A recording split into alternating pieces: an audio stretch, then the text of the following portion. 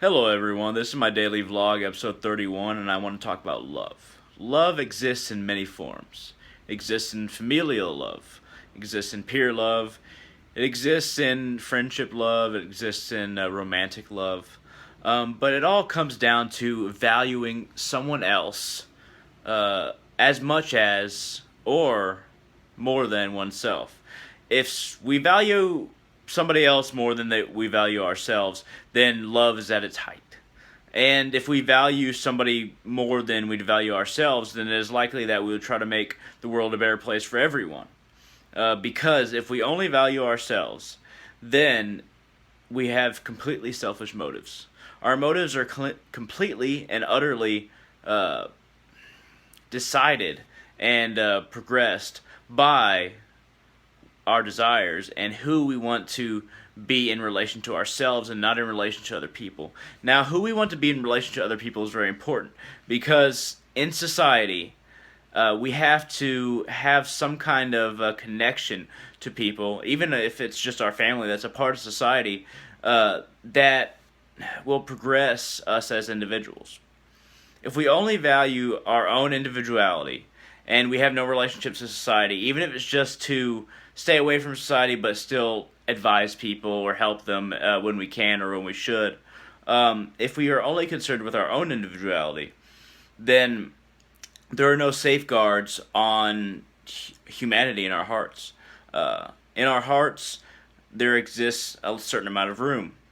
And you can become very powerful if you just care about yourself.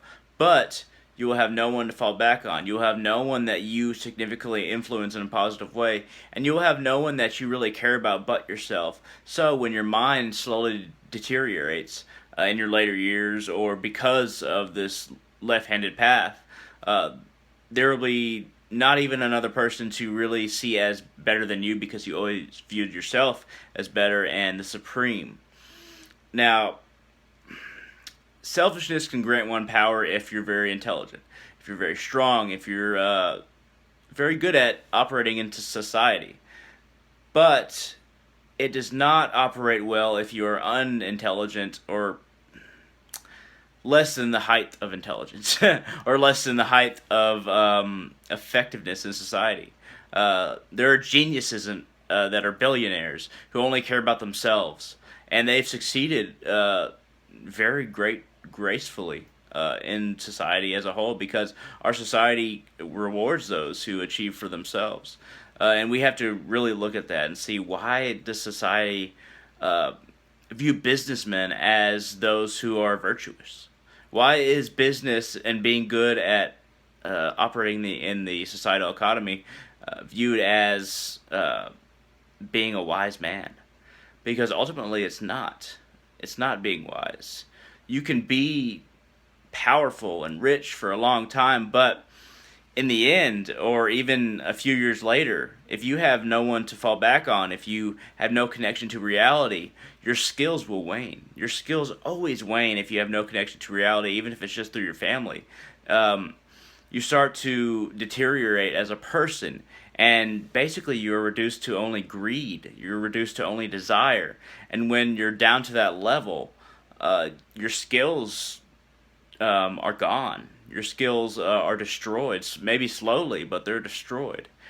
And you end up caring only about what you used to care about and not really having anything relative to society that you can decide what your desires are right now. You can't even decide your own desires.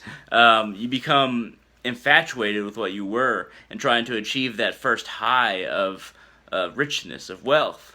And it's just like smoking crack or taking a line of cocaine or smoking meth for the first time. You'll never get that feeling back. You'll never achieve to the same level because after that first feeling, you just wanted more. And if you have no relation to reality through human conduits, then that more can never be achieved because you have no understanding of the connection that is the economy. And the economy connects us all. It connects people around the world in different economies. North Korea might be the most isolated economy, but even that economy has some connection to the overall economy through different avenues. we have to learn to love at an early age. We have to learn to love ourselves maybe first. But we only love ourselves truly when we have a strong connection and love for other people, for our family.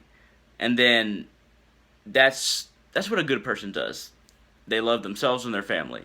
But people who have a greater capacity to love, or choose to have a greater capacity to love, increase that circle. It becomes, I love my friends, I love their friends, I love my state, my nation, my religion, my philosophy, my existence as a human, and I love all of humanity. And maybe it increases to a love for a universe. It's infinite. Love is infinite. And the more you open your heart to the different forms of love, the different expansions of love, the more that you start to realize that rather than being a burden on your time and existence, or trying to pass out your love and being bound by that, you start to realize that it's freeing. You don't have to choose based on a moment's notice. You only are love. And at that point, you're cleared of belief. And there is only one choice.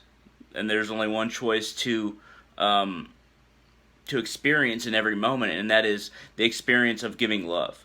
And that giving love is his own experience. Not just receiving love, not just being love, but giving love in whatever its form is an experience, and you become that kind of person. And it's a wonderful feeling. I haven't reached that level by any means. I haven't even reached the level to where I love everyone in society. But I found as I open my heart, as I open that lotus within my heart, there is a feeling of projecting light instead of just consuming it. I see that I can lighten other people's lives. I can make them feel better about whatever it is that they're doing, wherever they are, just by caring about them. And seeing that, feeling that from other people, that I'm providing that, grants a great level of satisfaction. If you're just doing that for that alone, then that's better than not loving at all. But there's something deeper. That mission to expand this experience, not just for the satisfaction, but so that everyone can cooperate in the way that we have always been able to, as a sentient race, as humanity. We've always been able to cooperate in the highest function, and that is universal love. And that's when we'll really progress. That's when we'll perform technological feats that someone even 50 years ago couldn't have imagined. That's when we'll achieve a certain level that all our needs are provided for, every single one. There's no more hunger, there's no more killing, there's no more violence even, a desire for violence. Now, it shouldn't be enforced. I mean, there shouldn't be people that enforce you to provide for everyone, but once we reach that level to where we actually want to love each other, and once we realize the philosophy through attaining that, then I believe it's voidism. But there's plenty of other philosophies and religions out there. Voidism is a philosophy, and you can add it on to religions. But once we achieve that, whatever it is, or maybe it's a combination of all of these, then truth will be the standard.